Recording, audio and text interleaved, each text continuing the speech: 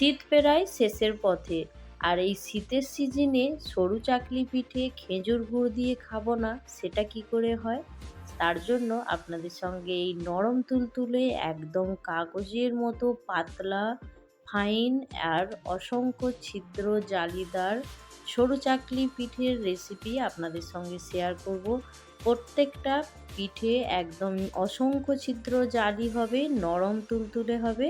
তো অবশ্যই রেসিপিটা দেখবেন। আশা করছি আপনাদের খুব খুব ভালো লাগবে। নমস্কার, কেমন আছেন সবাই? আশা করছি সবাই খুব ভালো আছেন, সুস্থ আছেন।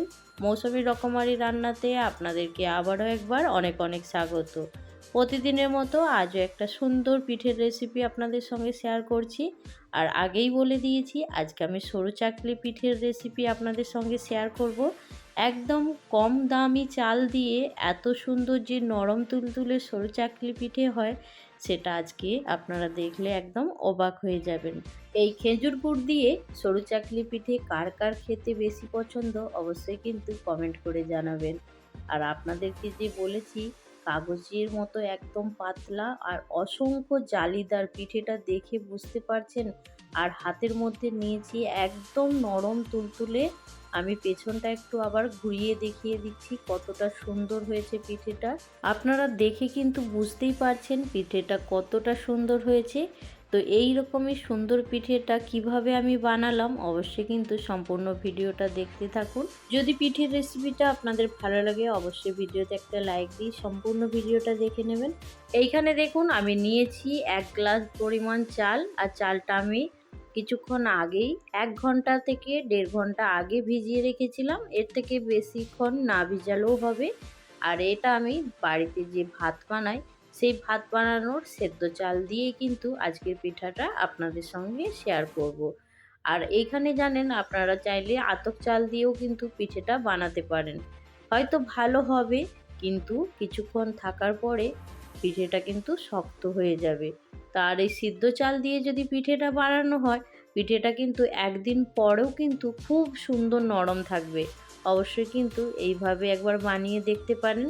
আমি দেখুন সুন্দর করে একদম মিহি করে খুব ভালো করে একদম পেস্ট করে নিয়ে চলে এসেছি আপনাদের কাছে। তো এইখানে দেখুন অল্প অল্প জল দিয়ে একটা সুন্দর ব্যাটার বানিয়ে নিয়েছি। আপনাদেরকে একটু ব্যাটারটা দেখিয়ে দিচ্ছি, একদম মিহি, এর মধ্যে কোনো রকম দানা নেই। আর এইভাবেই কিন্তু ব্যাটারটা রেডি করে নিতে হবে। তো এইখানে দেখুন আমি একটা পাত্রের মধ্যে আমি যে চালের ব্যাটারটা বানিয়েছি সেটা ঢেলে নিচ্ছি। এবার বন্ধুদের কাছে একটা ছোট্ট রিকোয়েস্ট করছি, যদি আজকে আমার চ্যানেলে প্রথম আপনারা ভিজিট করেন, আপনাদেরকে যদি এই সরু চাকলি পিঠের রেসিপিটা ভালো লাগে অবশ্যই কিন্তু আমার চ্যানেলটা সাবস্ক্রাইব করে আমার পাশে থাকার অনুরোধ রইল।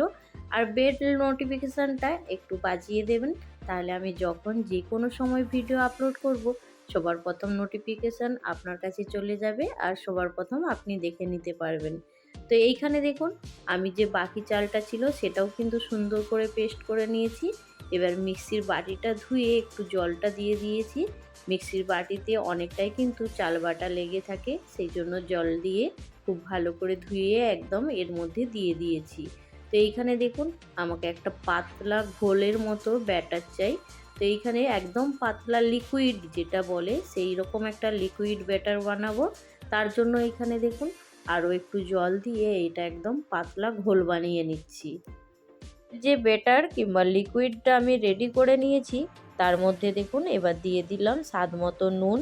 নুন দেওয়ার পরে খুব ভালো করে এবার গুলে নেব। আর এইখানে জানেন পিঠের স্বাদটা বাড়ানোর জন্য আপনারা চাইলে কিন্তু নারকেল কুড়ো দিতে পারেন। নারকেল কুড়ো দিলে কিন্তু এর স্বাদটা অনেকটাই বেড়ে যাবে। আমি এইখানে নারকেল কুড়ো না দিয়ে বানাচ্ছি। আপনারা চাইলে কিন্তু এর মধ্যে অবশ্যই একটু নারকেল কুড়ো দেবেন, তাহলে কিন্তু এই পিঠের স্বাদটা আরও বেড়ে যাবে। আমি এইখানে বিনা নারকেল দিয়েই বানাচ্ছি। তো আপনাদেরকে একবার বলে দিলাম নারকেল দিয়েও কিন্তু ভীষণ সুন্দর হয়।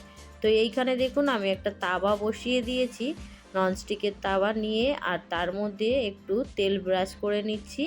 তো খুব বেশি তেল লাগবে না, একদম কম তেল দিয়ে একটু ব্রাশ করে নেবেন। আর আমি এইখানে রিফাইন তেল দিয়েই কিন্তু তেল ব্রাশ করে নিয়েছি। আর এই পিঠে বানানোর জন্য তাওয়াটা কিন্তু একদম হাই হিটে গরম করে নিতে হবে। তবেই কিন্তু পিঠের মধ্যে অসংখ্য ছিদ্র জালিদার পিঠে তৈরি হবে। তো এইখানে দেখুন হাই হিট তাওয়ার মধ্যে আমি ছোট বাটির 1 বাটি পরিমাণে যে ব্যাটারটা বানিয়ে রেখেছিলাম সেই ব্যাটারটা দিয়ে দিয়েছি। আর দেওয়ার পরেই দেখুন কতটা সুন্দর একদম জালিদার দেখা যাচ্ছে। ওপর থেকে একটা ঢাকনা ঢাকা দিয়ে দিয়েছি। দেওয়ার পরে আমি 1 মিনিটের জন্য অপেক্ষা করব। তো 1 মিনিট হয়ে যাওয়ার পরে ঢাকনাটা খুলে দেখে নিয়েছি, ওপরটা কিন্তু শুকিয়ে গেছে। তো আরেক কিছুক্ষণ অপেক্ষা করলে একদম সুন্দরভাবে পিঠেটা উপরে উঠে চলে আসবে। তো এইখানে দেখুন পিঠেটা কিন্তু নিজে নিজেই সাইড ছেড়ে দিয়েছে। আর পিঠেটা দেখে বুঝতেই পারছেন একদম নরম তুলতুলে, আর কাগজের থেকেও যেমন পাতলা মনে হচ্ছে। তো এইখানে দেখুন আমি পিঠেটা একটা চালনির ওপরে দিয়ে দিয়েছি। আর পিঠের যে গরম ভাবটা সেটা কেটে গেলে তখন আবার পিঠেটাকে সুন্দর করে ফোল্ড করে নেব। তো এইখানে দেখুন আমি আরও একটা পিঠে বানানোর জন্য আবারও ব্যাটার দিয়ে সুন্দর করে আবার তাওয়ার মধ্যে দিয়ে দিয়েছি। তো দেওয়ার পরে আবারও যেইভাবে পিঠেটা বানিয়েছি ওপর থেকে একটু ঢাকনা ঢাকা দিয়ে দেব। ঢাকনা ঢাকা দেওয়ার পরে 1 মিনিট অপেক্ষা করব। তো 1 মিনিট অপেক্ষা করার সময় গ্যাসের ফ্লেমটা কিন্তু একদম লো করে দিতে হবে। তারপরে গ্যাসের ফ্লেমটা একটু বাড়িয়ে দিতে হবে। এখানে ঢাকনাটা খোলার পরে আমি গ্যাসের ফ্লেমটা একটু বাড়িয়ে দিয়েছি। তো সুন্দরভাবে দেখুন পিঠেটা চারপাশ ছেড়ে দিয়ে একদম সুন্দর হয়ে রেডি হয়ে গেছে। তো প্রত্যেকটা পিঠে আপনাদের জালিদার হবে, এইভাবে অবশ্যই বানাবেন আর টিপসগুলো একটু ফলো করবেন। তাওয়াটা কিন্তু সুন্দরভাবে একদম হাই হিটে গরম করতে হবে, আর তাওয়ার মধ্যে খুব বেশি তেল দেওয়া যাবে না, তাহলে পিঠেগুলো একদম পারফেক্ট রেডি হয়ে যাবে। তো আমার সব পিঠেগুলো বানানো হয়ে গেছে। আমি একটা মাটির থালার মধ্যে দেখুন একটা সুন্দর করে কলাপাতা দিয়ে তার উপরে পিঠেগুলো একটু সাজিয়ে নিচ্ছি। তো এইভাবে সাজানোটা কেমন হয়েছে অবশ্যই কিন্তু জানাতে ভুলবেন না। তা আপনাদের কিছু প্রশ্ন থাকলে অবশ্যই জিজ্ঞেস করতে পারেন, আমি অবশ্যই উত্তর দেওয়ার চেষ্টা করব। তো এইখানে দেখুন একটা মাটির বাটিতে খেজুর গুড় নিয়েছি আর মাঝখানে দিয়ে দিয়েছি খেজুর গুড়। এইখানে আবারও একবার পিঠেটা না দেখিয়ে থাকতে পারলাম না। আগেও যেহেতু দেখিয়ে দিয়েছি পিঠেটা কতটা সুন্দর হয়েছে, তা আপনারা তো দেখে বুঝতেই পেরে গেছেন। তো আবারও এইখানে একটু ইচ্ছে করলো দেখানোর জন্য। তো এইখানে দেখতেই পাচ্ছেন একদম জালিদার নরম তুলতুলে পিঠে। তো অবশ্যই এইভাবে বানাবেন, আর আপনাদের কেমন লেগেছে সেটাও কিন্তু জানাতে ভুলবেন না।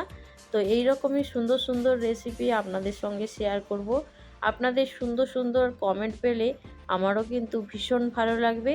তো আজকের রেসিপি যদি ভালো লাগে অবশ্যই একটা লাইক দিয়ে সম্পূর্ণ ভিডিওটা দেখে নেবেন। আর এই রকমই সুন্দর সুন্দর রেসিপি নিয়ে খুব তাড়াতাড়ি আরও একটা নতুন ভিডিওর সঙ্গে দেখা হবে। তো পিঠেটা দেখে তো বুঝতেই পারছেন কতটা সুন্দর হয়েছে। আর এই রকম পিঠে নিয়ে আর যদি খেজুর গুড় থাকে, তো সেই খেজুর গুড় দিয়ে যদি খাওয়া যায় একদম সেই স্বাদ, দারুণ দুর্দান্ত। তো চলুন আজকের রেসিপি এইখানেই শেষ করছি। সবাই ভালো থাকবেন, সুস্থ থাকবেন, বাই।